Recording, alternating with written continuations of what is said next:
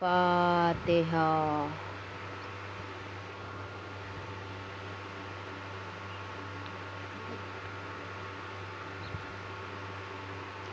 اعوذ باللہ من الشیطان الرجیم۔ بسم اللہ الرحمن الرحیم۔ الحمد للہ رب العالمین، والصلاة والسلام علی سیدنا و شفیعنا ابی القاسم محمد، اللہم صلی علی محمد وآل محمد وآلہ الطیبین الطاہرین المعصومین، ولعنۃ اللہ علی اعدائہم اجمعین۔ اما بعد، فقد قال اللہ سبحانہ وتعالی فی کتاب المبین، وہو اصدق الصادقین۔ السلام علی یوم ولدت و یوم اموت و یوم ابعث حیا، صلوات اللہم صلی علی محمد۔ خداوند عالم حضرت عیسیٰ کی گفتگو نقل فرما رہا ہے، جس میں وہ ارشاد فرما رہے ہیں کہ میرے اوپر پروردگار کا سلام ہے، جس دن میں پیدا ہوا، جس دن میں اس دنیا سے رخصت ہوں گا، اور جس دن اللہ مجھے روز قیامت دوبارہ زندہ کر کے اٹھائے گا۔ کنیزان زہرا، یہاں پر پہلے میں اپنی کل کی گفتگو مکمل کرنا چاہوں گی، جو میں نے کی تھی کہ لوگوں کو شیعوں کے گریہ وزاری پر کتنے اعتراضات ہیں۔ قرآن مجید میں خدا کا ارشاد ہے، اپنے گناہوں کا بوجھ ہر فرد خود اٹھائے گا۔ اگر ہم فرض کر لیں کہ کسی شیعہ نے امام حسین کو شہید کیا ہے تو وہ لائق سزا ہے، ہمیں اس سے کوئی سروکار نہیں، ہم اس پر بھی لعنت کریں گے، اور پروردگار عالم اس ایک کی سزا پوری قوم کو نہیں دے گا، تو ہمارے پاس معافی مانگنے کی کوئی وجہ نہیں۔ عزیزان گرامی، بے شک شہادت ایک بڑا شرف ہے، مگر شہادت پر جشن منانا اس بات کی دلیل ہے کہ آپ شہید کے ساتھ نہیں بلکہ مخالفین میں سے ہیں۔ آج اگر کوئی بڑا عہدے والا یا فوجی شہید ہو جائے دیش کے لیے، تو آپ جا کر ان کے رشتہ داروں کو مبارکباد دیجیے۔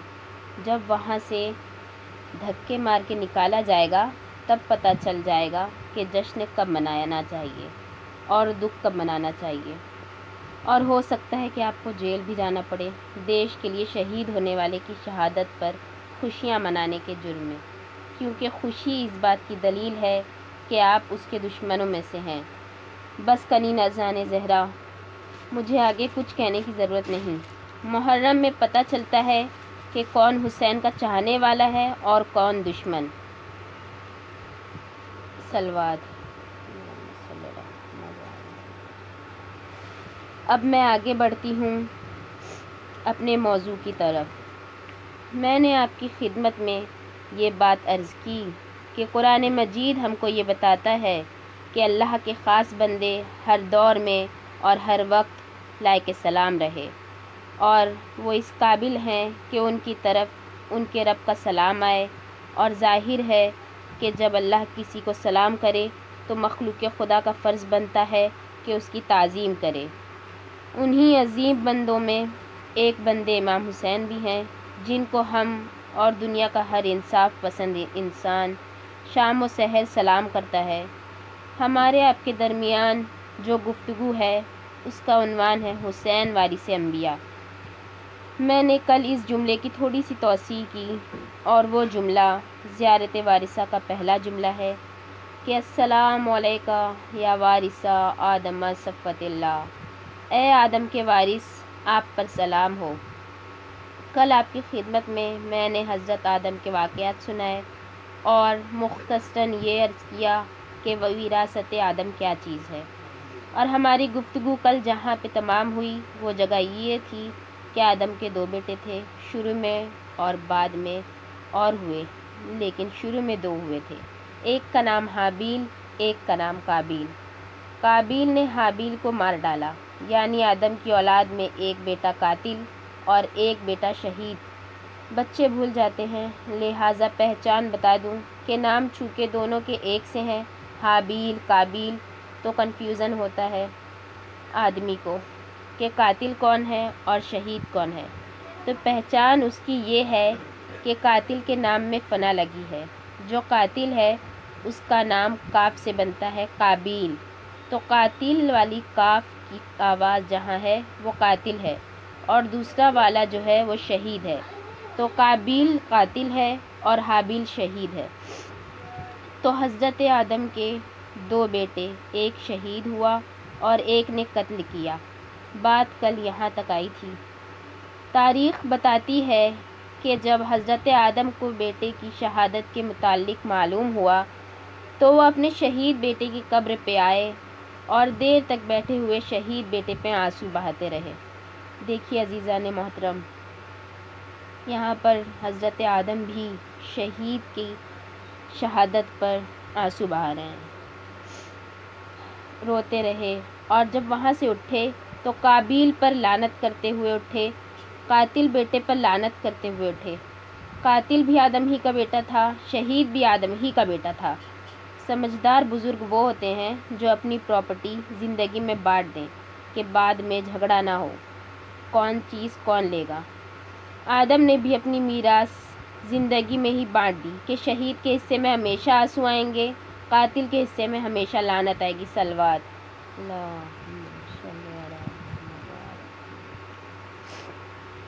تو جناب آدم اللہ کے عظیم المرتبت پیغمبر تھے اور ان کے پاس علم کی دولت تھی۔ حسین آدم کے وارث، یعنی اس علم کے وارث جو علم اس قابل ہے کہ فرشتے تک اس کے آگے جھک جائیں، تو حسین اس پراپرٹی کے وارث ہیں جو پراپرٹی ملائکہ کو اپنے آگے خم کر دیتی ہے۔ السلام علیکہ یا وارث آدم صفوت اللہ، اے آدم کے وارث آپ پر سلام ہو۔ اس کے بعد دوسرا جملہ آتا ہے السلام علیکہ یا وارث نوح نبی اللہ، اے نوح کے وارث آپ پر سلام ہو۔ جناب نوح کون تھے؟ جناب نوح کی عظمت کیا تھی؟ جناب نوح کی خدمات کیا تھی؟ تاریخ پیغمبری میں 5 پیغمبر سب سے بڑے گزرے ہیں جن کو اولو العزم کہا جاتا ہے۔ ان میں پہلے جناب نوح ہیں، دوسرے جناب ابراہیم، تیسرے جناب موسیٰ، چوتھے جناب عیسیٰ ہیں، اور 5ویں خود حضور سرور کائنات صلی اللہ علیہ وآلہ وسلم۔ صلوات اللہم صلی علی محمد۔ بچوں کے ذہن میں چھوٹی چھوٹی باتیں پڑی رہیں تو اچھا رہتا ہے۔ کل پیغمبروں کی تعداد 1,24,000 ہے۔ ٹوٹل اللہ کی طرف سے جو انسانوں کی ہدایت کے لیے نمائندے آئے، جن کو رسول کہا گیا، نبی کہا گیا یا فارسی زبان میں پیغمبر کہا گیا، ان کی کل تعداد جو ہے وہ 1,24,000 ہے۔ ان میں بڑے نبی بھی ہیں، چھوٹے نبی بھی ہیں، لیکن سب اللہ کے پیارے، سب قابل تعظیم، سب قابل تعریف اور سب محترم۔ ان 1,24,000 میں 313 نبی بڑے ہیں۔ نوٹ کیجئے گا ذہن میں اس بات کو کہ 1,24,000 میں 313 نبی بڑے نبی ہیں، 313 میں 5 سب سے بڑے ہیں، ٹوٹل فگر 1,24,000۔ ان میں بڑے 313، ان میں بڑے 5، ان 5 میں سب سے بڑے ہمارے حضور صلی اللہ علیہ وسلم۔ اللہم صلی علی محمد وعجل فرجہ۔ یہ ہے سلسلہ۔ تو جناب آدم ان 313 کی فہرست میں تو ہیں جو بڑے نبی ہیں، مگر ان 5 کی لسٹ میں نہیں ہیں جو سب سے بڑے ہیں۔ ان 5 کی لسٹ میں پہلا نام جناب نوح کا ہے۔ جناب نوح پہلے صاحب شریعت نبی، جنہوں نے انسانوں کی ہدایت کی، انسانوں کے سامنے ایک مکمل نظام حیات، ضابطۂ حیات اور دین کو پیش فرمایا، اور جناب نوح اپنے عزم، اپنے حوصلے، اپنے جذبہ تبلیغ، اپنی ہمت اور مسلسل دین کی خدمت کرتے رہنے کے سلسلے میں مشہور ہوئے۔ لیکن جناب نوح وہ نبی ہیں کہ جن کے زمانے میں ظلم، نفرت، شرک، ناانصافی اور برائیوں کے سیلاب اتنے زور سے اٹھے کہ جناب نوح کو کہنا پڑا کہ پالنے والے اس بد کردار قوم کو ہلاک کر دے۔ نوح کی دعا قبول ہوئی، اللہ نے حکم دیا نوح کشتی بناؤ، اور جناب نوح نے کشتی بنانا شروع کی۔ جب کشتی بنانا شروع کی تو لوگ ہنستے تھے اور کہتے تھے کہ دیکھیے ان کو، اب ان کا دماغ بالکل ہی بیکار ہو گیا ہے، یہ ریگستان میں کشتی بنا رہے ہیں۔ کفار نے لوگوں کو گمراہ کرنے کا ایک آسان طریقہ نکالا کہ لا کے جناب نوح کو دکھاتے تھے کہ دیکھیے ان کو، دیکھیے یہ ریگستان میں کشتی چلائیں گے۔ اب ان کی سمجھ میں کچھ نہیں آتا، خواہ مخواہ تھک رہے ہیں، وہ کشتی بنانے میں مصروف ہیں، لوگ ہنسنے میں مصروف ہیں۔ چل اچھا ہی ہوا، مزاج شرک و کفر کا اندازہ تو ہو گیا کہ جب نبی کشتی بنانے لگتا ہے تو شرک و کفر دماغ نبوت پر شبہ کرنے لگتا ہے۔ یہاں تک کہ جب کشتی بن کے تیار ہو گئی تو نوح نے مومنین کو کشتی میں بٹھایا اور زمین سے پانی ابلنے لگا، آسمان سے پانی برسنے لگا، زمین پر پانی اونچا ہونے لگا، لوگ ڈوبنے لگے، ڈوبتے جاتے تھے مگر نوح کے ساتھ کشتی میں نہیں آتے تھے، یہاں تک کہ بس اتنے ہی لوگ بچے جتنے کشتی میں تھے اور باقی سب کے سب ڈوب گئے۔ یہ اسلام کی تاریخ ہے، یہ قرآن کا لکھا ہے، اس سے کسی مسلمان کو انکار کی گنجائش نہیں ہے کہ جناب نوح کے طوفان میں دنیا میں بس اتنے ہی آدمی زندہ بچے جتنے نوح کی کشتی میں تھے، اور جو نوح کی کشتی سے باہر تھے ان کو اللہ کے عذاب سے کوئی طاقت بچا نہیں پائی۔ حسین کو ہم سلام کر رہے ہیں، السلام علیکہ یا وارث نوح نبی اللہ، اے نوح نبی کے وارث آپ پر سلام ہو۔ میں نے قرآن مجید سے جناب نوح کا واقعہ آپ کو سنایا کہ نوح نبی ہیں جنہوں نے انسانوں کو بچایا ہے کشتی بنا کے۔ توجہ چاہتی ہوں عزیزان گرامی، نوح وہ نبی ہیں جنہوں نے انسانوں کو بچایا کشتی بنا کے، اور کوئی شے عذاب الہی سے نہ بچا سکی۔ حسین نوح کے وارث ہیں۔ جب یزیدیت کا سیلاب اٹھا تو ایک ایک چیز ڈوبنے لگی، دولت ڈوبی، اقتدار ڈوبا، علم ڈوبا، داڑھیاں ڈوبیں، تسبیحیں ڈوبیں، امامے ڈوبے، قبائیں ڈوبیں، میں کیا کیا بتاؤں کیا کیا ڈوبا۔ حسین کے قاتلوں میں کس کس کا نام ہے؟ کون سی شے تھی جو بچی؟ اگر کوئی شے بچی تو وہ حسین تھے اور حسین کے ساتھی تھے۔ نوح وہ نبی ہیں جنہوں نے لکڑی کے ٹکڑوں کی کشتی بنا کے امت کو بچایا۔ اس گھر کا رواج یہ رہا ہے کہ جب بھی کوئی اس گھر میں آیا، مہمان تو چلتے وقت تحفہ لے کے گیا، حور ایسے وقت میں مہمان آئے کہ ایک گھونٹ پانی بھی نہ تھا، اگر حور کو دولت دی جاتی تو کاہے کے لیے، وہ کیا کرتے؟ شہادت کے طلبگار تھے۔ اگر حور کو کپڑے دیے جاتے تو کس دن کے لیے؟ وہ کفن چاہتے تھے، کفن بھی نہیں۔ لیکن اے سیدہ کے لال، کیا آج گھر کا دستور بدل جائے گا؟ اے حسین، کیا آج مہمان بے تحفہ کے جائے گا؟ ممکن ہے جواب دیں، نہیں، آج ایسا تحفہ ملے گا جو قیامت تک یادگار ہو۔ نوح تک آتے آتے عزم، ہمت، استقلال، جمع مردی، یہ سب چیزیں سامنے آ گئی تھیں۔ تو جو نوح کا وارث ہے وہ ہمت کا وارث ہے، استقلال کا وارث ہے، اللہ کے پیغام کا وارث ہے، نجات کا وارث ہے۔ میں چاہتی ہوں کہ آپ کے سامنے ساری منزلیں آ جائیں اور مسئلہ اس طرح آئینہ ہو جائے کہ کسی کے ذہن میں ذرا سا شبہ نہ رہ جائے۔ حسین نے کشتی چلائی، کشتی کہاں سے چلی، کہاں تک پہنچی، کہاں پہ جا کے رکی، آپ دیکھ لیں اپنی آنکھوں سے، اور اس کے بعد بات تمام ہو جائے۔ وقت کے ساتھ حسین کی یہ لڑائی صرف ایک 10ویں محرم نہیں تھی، 10ویں محرم تو اس کی کلائمیکس تھی۔ بات کہاں سے شروع ہوتی ہے یہ اگر میں تفصیل سے جاؤں تو بہت پیچھے جانا پڑے گا، میں بہت پیچھے نہیں جاؤں گی، میں بات وہاں سے شروع کروں گی جہاں پہ حسین کشتی لے کے چلتے ہیں۔ 26ویں رجب، دن گزر چکا ہے، رات آ گئی ہے۔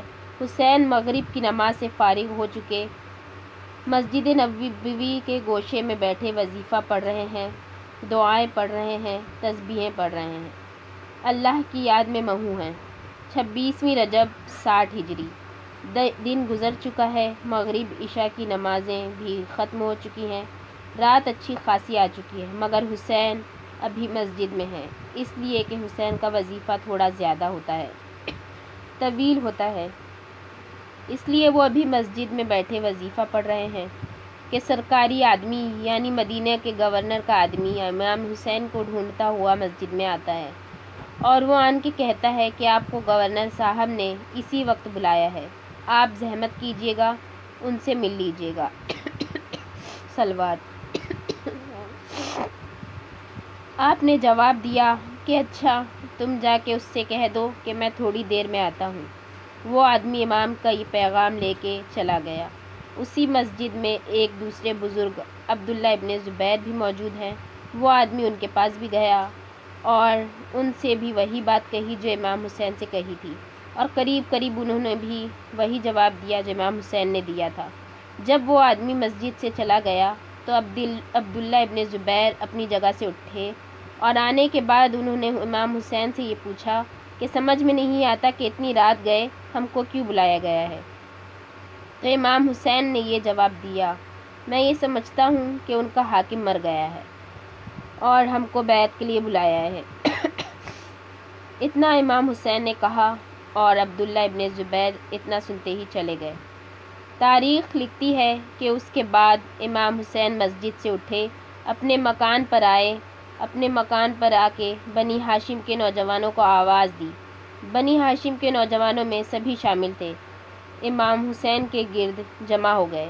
امام حسین نے ان نوجوانوں سے کہا کہ مجھے اسی وقت مدینے کے حاکم نے بلایا ہے، میں اس سے وعدہ کر چکا ہوں کہ میں آؤں گا، لہٰذا میں اس سے ملنے جا رہا ہوں، تم لوگ میرے ساتھ چلو، لیکن چونکہ اس نے تنہا مجھے بلایا ہے لہٰذا تم میرے ساتھ اس کے گھر کے اندر نہ جانا، تم باہر کھڑے رہنا، میں صرف اکیلا اس کے گھر کے اندر جاؤں گا، لیکن اگر میری آواز بلند ہو تو تم درانہ اندر داخل ہو جانا، پھر میرے حکم کا انتظار نہ کرنا۔ حسین بنی ہاشم کی تلواروں کے سائے میں حاکم کے دروازے تک گئے، جس کا نام تاریخ میں ولید لکھا ہے۔ ولید حاکم کا نام تھا۔ بنی ہاشم کے جوان باہر ٹھہرے، امام علی مقام اندر گئے، وہاں ولید بیٹھا تھا اور پرانا دشمنان خاندان رسالت مروان بیٹھا تھا، جو بنی امیہ کا ایک بڑا امپورٹنٹ ممبر تھا۔ امام حسین بیٹھے، حاکم مدینہ نے ایک خط دکھایا جس میں امیر شام کی موت کا ذکر تھا، یزید کے خلیفہ ہونے کا ذکر تھا، اور یہ ذکر تھا کہ حسین سے کہو کہ بیعت کر لیں۔ خط پڑھا، خط پڑھ کے فرمایا، تو جانتا ہے کہ میرے جیسے شخص کا رات کے اندھیرے میں چھپ چھپا کے کسی کے بیعت کرنا یہ کوئی اچھی بات نہیں، جب تو مجمع عام میں سب کو بلانا تو مجھے بھی بلانا، اس وقت فیصلہ ہوگا کہ ہم دونوں میں کون اس لائق ہے کہ جس کی بیعت کی جائے۔ یہ کہہ کے امام اٹھنے لگے۔ قبل اس کے کہ ولید کچھ کہے، مروان نے ولید سے کہا کہ ولید ابھی حسین کا سر کاٹ لے، اگر اس وقت نکل گئے تو جب تک خون کے دریا میں ڈوب کے نہیں جائے گا یہ ملیں گے نہیں۔ اتنا کہنا تھا کہ اس بدتمیزی پر حسین برہم ہوئے اور گھور کے اس کو دیکھا اور اونچی آواز میں کہا، ما تقول یا ابن الزرقاء، او بد کردار ماں کے بیٹے، کیا کہا؟ یہ آواز اونچی ہوئی اور اتنی اونچی ہوئی کہ باہر تک گئی۔ دوسرے منٹ کے اندر ہی اندر حسین بنی ہاشم کے تلواروں کی چھاؤں میں تھے۔ 18-20 تلواریں حسین کو اپنے گھیرے میں لیے ہوئے تھیں۔ عزیزان گرامی، مجھے ابھی مصائب نہیں پڑھنا۔ روایت میں ہے کہ سب سے پہلے جن جوانوں کی تلواریں کھنچیں وہ عباس و علی اکبر تھے۔ دوسرے لمحے یہ تو ممکن تھا کہ حسین ولید اور مروان کے ٹکڑے کروا دیتے، مگر ولید اور مروان کے بس میں نہیں تھا کہ حسین کو ہاتھ لگا سکے۔ حسین بنی ہاشم کے جھرمٹ میں گھر آئے۔ مدینہ کوئی بمبئی کے اتنا بڑا شہر نہیں تھا، آج بھی نہیں ہے، آج بھی مدینہ بمبئی کے سائز کا نہیں ہے۔ 1400 برس پہلے کا مدینہ بھنڈی بازار کے برابر بھی نہیں تھا۔ آبادی کے حساب سے مدینہ میں رات ہی رات یہ خبر مشہور ہو گئی۔ 27 کا دن آیا، حسین ملتے رہے، ماں کی قبر پہ گئے، نانا کے مزار پہ گئے، بھائی کی لحد پہ گئے، اعلان کیا میں مدینہ چھوڑ رہا ہوں، مجھ سے سوال بیعت ہوا ہے۔ میں آپ لوگوں کو ایک نقطے کی طرف متوجہ کر رہی ہوں۔ دیکھیے، نجات کی کشتی چل رہی ہے۔ حسین اپنے ساتھیوں کو لے رہے ہیں ساتھ۔ مدینہ مدینہ رسول ہے، مدینہ صحابہ و تابعین کا گھر ہے۔ مدینے میں حسین کو رسول کی پشت پہ دیکھا ہے، مدینے میں حسین کو رسول کے دوش پہ دیکھا ہے، مدینے میں حسین کو رسول کی زبان چوستے ہوئے دیکھا ہے۔ مدینہ حسین سے واقف ہے، حسین کے ماں باپ سے واقف ہے، حسین کے نانا سے واقف ہے، حسین کے گھر کی عظمت سے واقف ہے۔ مدینے کا کوئی بچہ ایسا نہیں ہے جو حسین کو پہچانتا نہ ہو۔ مدینہ میں کسی نے آ کے نہیں کہا حسین نہ جائیے، ہم آپ کے ساتھ ہیں۔ مدینے میں کسی نے آ کے نہیں کہا حسین نہ جائیے، یہ آپ کے نانا کا مدینہ ہے، آپ کا بچاؤ کرے گا۔ مدینہ میں کسی نے یہ نہیں کہا حسین نہ جائیے، ابھی ہم زندہ ہیں۔ وہ بزرگ جو مسجد النبوی میں تسبیحیں پڑھا کرتے تھے، وہ یہ تو کہتے سنے گئے کہ حسین اپنے کو ہلاکت میں ڈال رہے ہیں، مگر ان کی زبان سے یہ نہ نکلا رسول کے نواسے ہم تمہارا ساتھ دیں گے۔ دیکھیے، ڈوب رہا ہے سیلاب میں سب کچھ۔ جنہوں نے اپنی بزدلی کو اپنی عبادت کے پردے میں چھپایا اور حسین ابن علی کو اتنا نہ کہا کہ آپ نہ جائیں، ہم آپ کا ساتھ دیں گے۔ بر محمد و آل محمد صلوات۔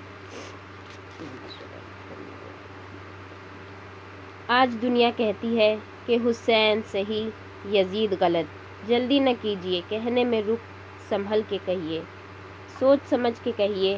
اب بھی اگر آپ کی فکر کہے تو حسین کو غلط کہہ دیجیے۔ حسین آپ کے کہنے سے صحیح نہ ہوں گے، آپ کے غلط کہنے سے غلط نہ ہو جائیں گے، مگر ایسا نہ ہو کہ حسین کو صحیح کہہ کر آپ کو پچھتانا پڑ جائے۔ جب کوئی کمپلیکیٹڈ کیس چلتا ہے جس میں 10-20 آدمیوں کو سزا ہونے کا امکان ہو، تو ہوشیار وکیل یہ کرتے ہیں کہ کسی ایک کو پھنسا کے سب کو بری کرانے کی کوشش کرتے ہیں، تاکہ 20 کو پھانسی تو نہ ہو، ایک کو پھنسا کے سب کو بری کرا لو۔ عالم اسلام میں قتل حسین کے کیس میں یہی ہو رہا ہے۔ پورا عالم اسلام انوالو ہے۔ لوگ چاہتے ہیں اکیلے یزید کو پھنسا کے سب کو بری کرا لیں۔ صلوات۔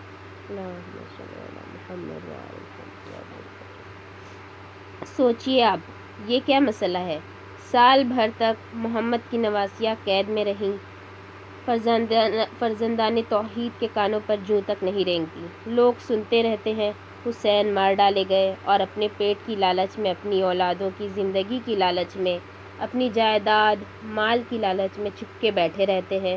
ہم نہیں بول سکتے حکومت ہمارے خلاف ہو جائے گی، تو جو حق کے معاملے میں باطل سے اتنا ڈرتے ہوں، ہم کچھ سچا اسلام کیا دے پائیں گے؟ کسی روایت میں تحریف کر دیں، کسی مسئلے کو بدل دیں، کسی شریعت کو کیا سے کیا کر دیں، کیا بھروسہ؟ عزیزان گرامی، حسین نوح کے وارث ہیں۔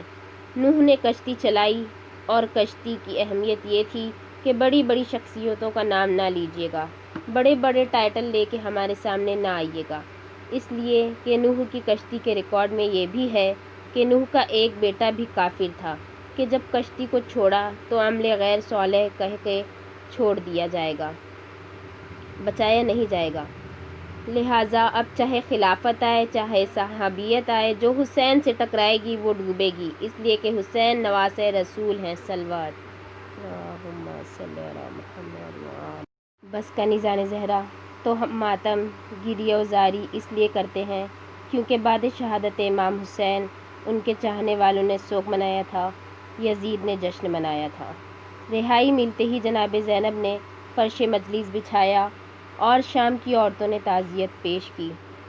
تمام اماموں نے محرم کا چاند دیکھ کر گریہ و زاری کی، مجلسیں برپا کی، تو معلوم یہ ہوا کہ سنت اہل بیت ہے محرم میں شہادت مولا حسین پر غم منانا، اور سنت یزید ہے جشن منانا۔ ہم غم منا کر سنت اہل بیت پر عمل کرتے ہیں اور ثابت کرتے ہیں کہ ہم مولا حسین کے چاہنے والوں میں سے ہیں۔ اب جشن منانے والے بتائیں کہ وہ کس کی سنت پر عمل کرتے ہیں۔ صلوات۔ اللہم صلی علی محمد و آل محمد۔ بس عزیزان گرامی، اب سمجھے آپ وراثت نوح کیا ہے، کہ دنیا میں کشتی کے سوا کہیں امان نہیں ہے۔ نوح کا مسئلہ ہم کو یہ بتاتا ہے کہ دنیا میں کشتی کے سوا کہیں امان نہیں ہے۔ حسین نوح کے وارث ہیں۔ حسین نے جو نجات کی کشتی بنائی ہے، اگر کوئی اس سے منہ موڑے گا تو پھر دنیا کی کوئی اونچی سے اونچی چیز بھی اس کو ہلاکت سے بچا نہیں پائے گی۔ اور کنیزان زہرا، یہی وجہ تھی کہ اللہ کا ایک بندہ ایسا نکلا کہ جس نے دنیا کی ہر چیز کو ٹھوکر ماری اور حسین کے قدموں میں آ گیا۔ عاشور کا سویرا تھا، پیاسوں نے رات تڑپ کے کاٹی تھی۔ یزید کے لشکر میں بھی ایک آدمی رات بھر خیمے میں ٹہلتا رہا تھا۔ اس نے نہ اپنی تلوار پہ سیکل کی تھی، نہ کل کی لڑائی کا کوئی منصوبہ بنایا تھا۔ وہ نہ جانے کون سے خیالات میں کھویا ہوا رات بھر خیمے میں ٹہلتا رہا۔ بار بار اس کی آنکھیں بھیگ جاتی تھیں، بار بار ٹھنڈی سانسیں لیتا تھا، بار بار آسمان کو دیکھتا تھا۔ یا اللہ، یہ کیا ہو گیا؟ یا اللہ، یہ کیا ہو گیا؟ سویرا ہوا، چہل پہل شروع ہوئی، لوگوں کا آنا جانا شروع ہوا۔ اس کے خیمے میں اس کا ایک جاننے والا آیا، جس کا نام تاریخ میں مہاجر ابن اوس لکھا ہے۔ مہاجر ابن اوس نے دیکھا کہ وہ کانپ رہا ہے اور اس کے جسم میں راشا ہے، تو مہاجر ابن اوس کہنے لگا کہ اگر کوئی مجھ سے پوچھتا کہ یزید کے لشکر کا سب سے بہادر جوان کون ہے تو میں تیرا نام لیتا، اس لیے کہ تیرے پائے کا مجھے ایک نہیں مل رہا ہے اس میں۔ لیکن آج میں کیا دیکھ رہا ہوں، یہ بنی ہاشم کے تلوار کی ہیبت ہے کیا؟ مہاجر کو جھڑک دیا، کہا کیا بکتا ہے سپاہی، سر بیچ کے نوکری کرتا ہے، میں اپنے کو دوزخ اور جنت کے بیچ میں پا رہا ہوں۔ مہاجر چلا گیا۔ کانپنے والے نے غور سے بیٹے کو دیکھا۔ بیٹا کیا سوچ رہا ہے؟ بیٹے نے برجستہ کہا وہی سوچ رہا ہوں جو آپ سوچ رہے ہیں۔ کہا پھر دیر نہ کر، آپ پہچان گئے نا یہ کون لوگ ہیں؟ نام لینے کی ضرورت نہیں ہے، یہ حر ہے اور حر کا جوان بیٹا ہے۔ گھوڑے چمکائے اور خدمت امام میں جا کے پیروں پر سر رکھ دیا۔ یا حل توبہ، سیدہ کے لال، کیا میرے لیے بھی توبہ ہے؟ توبہ کس طرح قبول ہوئی آپ کو معلوم ہے؟ بڑے خوبصورت انداز میں توبہ قبول ہوئی ہے۔ امام کے ہاتھ جھکے اور جو سر پیروں پہ رکھا تھا، حسین کے ہاتھوں نے اس سر کو اوپر اٹھا کر اپنے سینے سے لگا لیا۔ توبہ قبول ہو گئی۔ یہ یزید کی اخلاقی شکست تھی، یہ حر نہیں آئے ہیں، ظلم کی شکست کا اعلان ہے۔ عزاداران مظلوم کربلا، اب لڑائی شروع ہونے لگی۔ حر بیٹوں کو لے کے آیا۔ مولا، اس کو اجازت دیجیے۔ کسی نے کہا حر اپنے سامنے اپنے جوان بیٹے کو بھیج رہا ہے؟ کہا ہاں، میں بھی تو ان کو گھیر کے لایا ہوں نا۔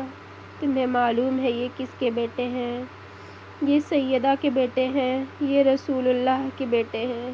میں ان کو گھیر کے یہاں لایا ہوں، میں بھی تو دیکھوں کہ اولاد کا داغ کیسا ہوتا ہے۔ مولا، اس کو جانے دیجیے۔ حسین نے بھی اجازت دے دی کہ حر کے دل پر بوجھ نہ رہے، دل کی حسرت نکل جائے۔ بہادر باپ کا بیٹا مقتل میں گیا، بڑی شان سے لڑا۔ جب زخموں سے چور ہو کے گرا تو باپ کو آواز دی اور باپ تیزی سے پہنچا بھی، مگر جب پہنچا تو دیکھا وہاں حسین بیٹھے ہیں، سر زانوں پہ رکھے ہیں، رومال مبارک ہاتھ میں ہے، چہرے سے پسینہ خون خاک صاف کرتے جا رہے ہیں۔ حضرت عباس کھڑے ہیں، حضرت علی اکبر موجود ہیں، بنی ہاشم کے جوان موجود ہیں۔ حر دیکھ کے کانپ گیا۔ یا ابا عبداللہ، ارے آپ، اس کے لیے آپ آ گئے؟ داغ باپ کے دل کے تک نہ جانے نہیں دیا۔ اب وہ دیکھ رہا ہے بیٹے کو، حسین کو دیکھ رہا ہے، اور دیکھتے دیکھتے آنکھوں کی روشنی کم ہوئی اور آنکھیں بند ہو گئی۔ میدان جنگ میں زندگی گزارنے والا حر پہچان گیا کہ بیٹا ختم ہو گیا۔ ابا کے دامن گردانے، آستینیں الٹی۔ حسین نے پیار سے دیکھا، کیا ارادہ ہے حر؟ کہا کچھ نہیں مولا، میت خیمے میں لے جاؤں گا۔ کہا ہم کاہے کے لیے آئے ہیں حر؟ ارے عجب جملہ ہے، تاریخ کلیجے کو ٹکڑے کرتی ہے۔ کہیں باپ بھی بیٹے کا جنازہ اٹھاتا ہے؟ ہم تیرے بیٹے کا لاشا لے چلیں گے۔ ہاں عزیزان گرامی، کہا ہم تیرے بیٹے کا لاشا لے چلیں گے۔